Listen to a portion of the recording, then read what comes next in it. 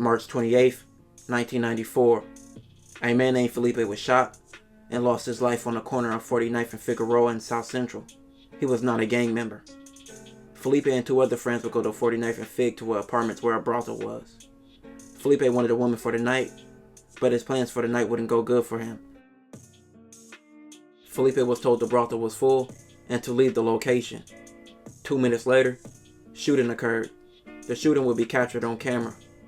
When police arrived, Felipe was found face down in the street. His two friends were also both shot, but they both survived.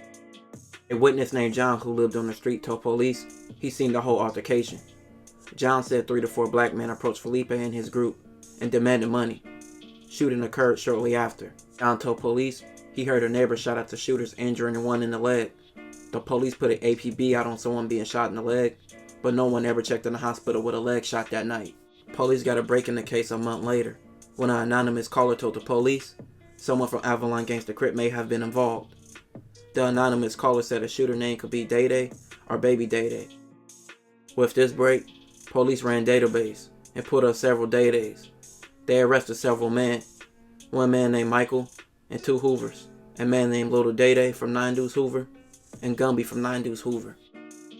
Michael and Little Day Day were arrested on the carjacking.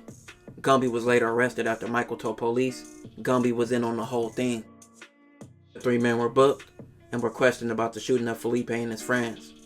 Gumby was searched. While being searched, police noted that Gumby had been shot in the leg, but Gumby had been shot in the leg over 6 years ago. Police still charged him and Little Day Day with the shooting. The carjacking charge was dropped and Michael was released and not charged with the shooting. Luis and Victor, Felipe's 2 friends, picked Day Day out as the shooter, and by preliminary hearings was pointing fingers at Day Day and Gumby. A year later, Day Day and Gumby received life sentences. Gumby was sent to Cali State Prison. In prison, Gumby found his way to his car, which was the Hoovers. In prison, he seen a lot of crazy things. In Calipatria, Devil was one of the leaders of the Hoovers. He had a vicious reputation for violence and also taking manhoods. He was doing so much, even the Hoovers had an intervention with him. Eventually, one of the Hoovers' pokers was found. Devil wanted Gumby to take the charge, but Gumby refused.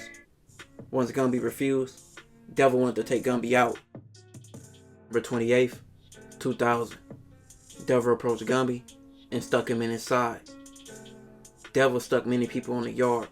Nobody snitched or nobody got revenge.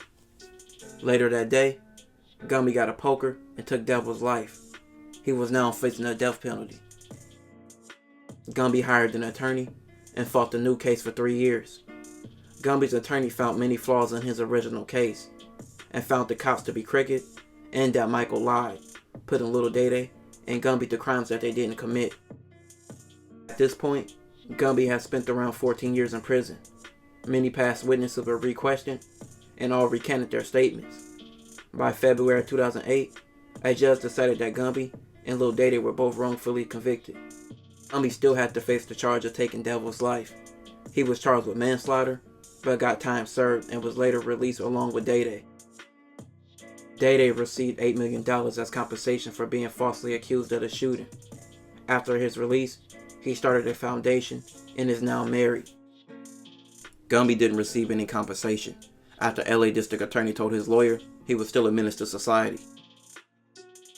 Gumby is still in LA and has been a participant in marches and protests against the police and injustice. This will conclude this episode. If you haven't already, check out my previous videos. Don't forget to like, comment, and subscribe.